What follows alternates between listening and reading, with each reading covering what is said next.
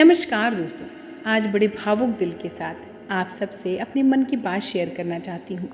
दोस्तों रिक्वेस्ट करूँगी कि वीडियो में अंत तक बने रहिएगा। हो सकता है इसमें कोई ऐसी बात जो आपको भी मिल जाए और आपके जीवन को बदलने की सामर्थ्य रखती हो। दोस्तों जब आप सबके कमेंट्स पढ़ती हूँ ना तो दिल खुश होने के साथ साथ बड़ा इमोशनल भी हो जाता है। आपके कमेंट्स में कभी कभी आपकी समस्याओं के समाधान पाने की रिक्वेस्ट होती है, कभी वीडियो की तारीफ होती है और ज़्यादातर थैंक्स यूनिवर्स, थैंक यू परमात्मा, थैंक यू गॉड जैसे पावरफुल ग्रेटिट्यूड जताने वाले शब्द होते हैं। दोस्तों जब भी मैं किसी की वीडियो देखती हूँ तो कमेंट तभी करती हूँ जब वो वीडियो मुझे बहुत पसंद आ जाती है और ऑब्वियसली आप सब भी यही करते हैं। जब आपके दिल में सच में कोई फीलिंग दिल से निकलती है, आप उसको महसूस करते हैं, आपका मन अंदर तक ईश्वर के प्रति आभार के भाव से भर जाता होगा, तभी आप थैंक यू यूनिवर्स जैसा पावरफुल शब्द लिख पाते होंगे। और जब लिख पाते हैं तो उससे पहले कितने दिल से उसको फील कर पाते होंगे, है ना।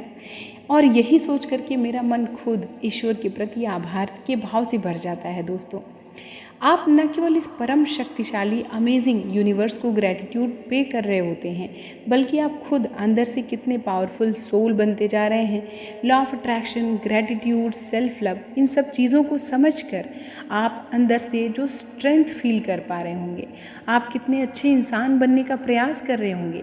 ये सब सोचकर मैं इसलिए इमोशनल हो जाती हूँ कि मैं कितनी लकी हूँ कि ईश्वर ने, परमात्मा ने मुझे आप तक ये चीज़ें पहुंचाने के लिए एक माध्यम के रूप में चुना है कि मेरे पास जो भी चीज़ें हैं वो मैं आप तक पहुंचा सकूं। ये मेरा सौभाग्य है दोस्तों, और इन सब चीज़ों के लिए आप सबका तहे दिल से बहुत बहुत थैंक यू। और भगवान का, यूनिवर्स का तो कितना भी थैंक यू कर लूँ वो कम ही है। दोस्तों ऐसा नहीं है कि मैं हमेशा से ऐसी थी, इतनी पॉजिटिव, इतनी ग्रेटफुल और इतनी स्ट्रॉन्ग नहीं। मैं भी एक ऐसी ही इंसान थी जो छोटी छोटी बातों पर परेशान हो जाया करती थी। ओवर थिंकिंग करके छोटी छोटी बात को दिल का ताड़ बना देने की मेरी भी आदत थी। कुछ अच्छा होगा लाइफ में ये सोचने से पहले क्या क्या बुरा हो सकता है ये मैं पहले ही सोच लेती थी, और इसका नतीजा यही होता कि धीरे धीरे लाइफ में, चाहे वो रिश्ते हों, पर्सनल लाइफ हो या हेल्थ हो, हर एक चीज़ पर उसका नेगेटिव असर दिखाई देने लगा। और एक वक्त तो दोस्तों ऐसा भी आया कि अब इस लाइफ में कुछ नहीं बचा, इसे ख़त्म हो जाना चाहिए, ऐसा भी मैं सोचने लगी। अब आप सोच रहे होंगे कि दूसरों को बी पॉजिटिव का ज्ञान देने वाली खुद तो इतनी नेगेटिव लाइफ जी रही थी। दोस्तों आप बिल्कुल सही कह रहे हैं, लेकिन आपने वो कहावत सुनी है ना कि जाके पाँव न फटी बिवाई, सो का जाने पीर पर आई। यानी जो दूसरों की तकलीफ़ को वही समझ पाता है जो खुद उस तकलीफ़ से गुज़रा हो। तो दोस्तों बहुत परेशान हो जाने के बाद एक समय मेरी लाइफ में भी ऐसा आया जब मेरा खुद से खुद का आमना सामना हुआ और मैंने ये रियलाइज़ करना शुरू किया कि मैं अपने आप से इतनी नाराज़ क्यों हूँ। मेरा एक इम्पॉर्टेंट एग्ज़ाम था दोस्तों, जिसके लिए मैंने 6 महीने लगातार पढ़ाई की थी, रात दिन एक करके, कि वो एग्ज़ाम क्लियर हो जाए और मेरी जॉब लग जाएगी तो मेरी लाइफ सेट हो जाएगी। लेकिन दोस्तों किस्मत को कुछ और ही मंजूर था। एग्ज़ाम के ठीक 2 दिन पहले मुझे बहुत तेज़ बुखार आया, इतना तेज़ कि मैं पानी पीने तक के लिए बिस्तर से उठ नहीं पाती थी। जिस एग्ज़ाम के लिए दिन रात एक किया था वो एग्ज़ाम ही छूट गया। निराशा अपने चरम पर थी।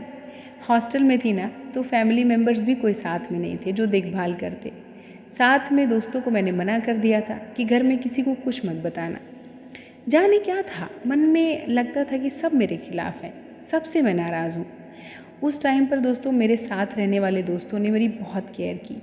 कुछ तो ऐसे भी थे जिनको कभी गुस्से में मैंने कुछ बोल भी दिया होगा, वो भी देखभाल करने, ध्यान रखने में कोई कोर कसर नहीं छोड़ते।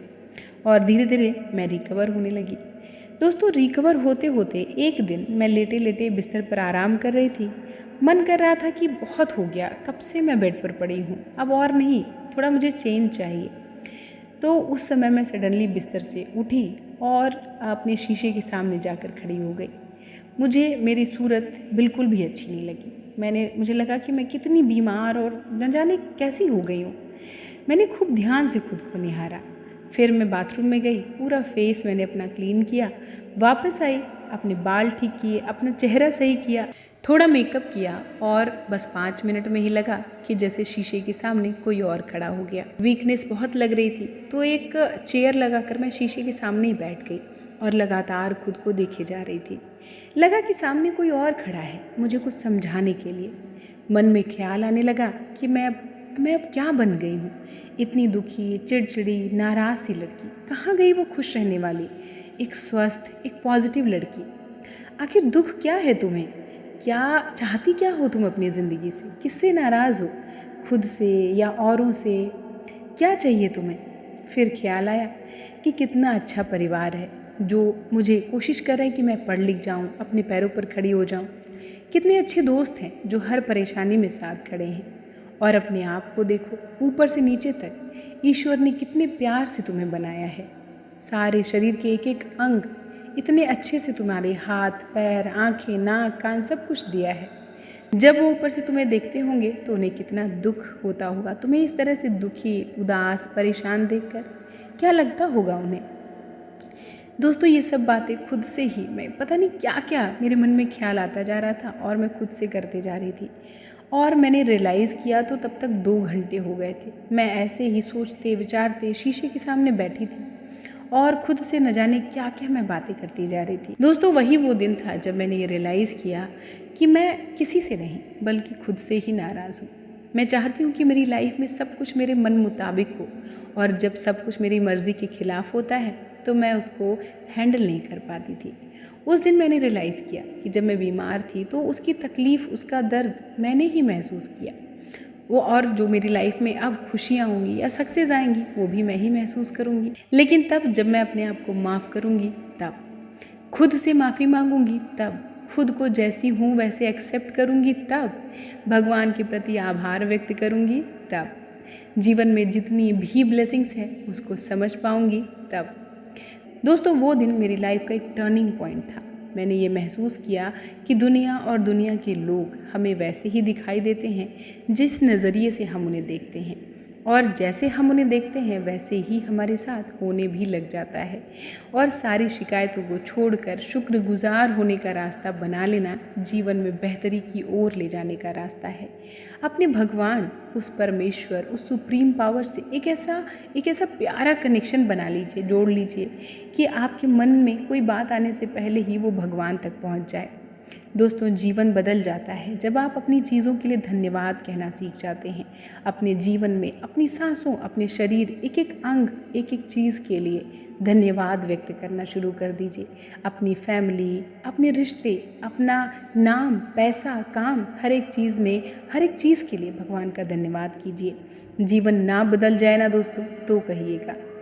तो दोस्तों, उस दिन के बाद से मेरी लाइफ पूरी तरह से चेंज हो गई, और एक ऐसा भी दिन आया जब जिस जॉब के लिए मैं परेशान थी उससे भी कई गुना बेहतर जॉब मेरी लाइफ में आई।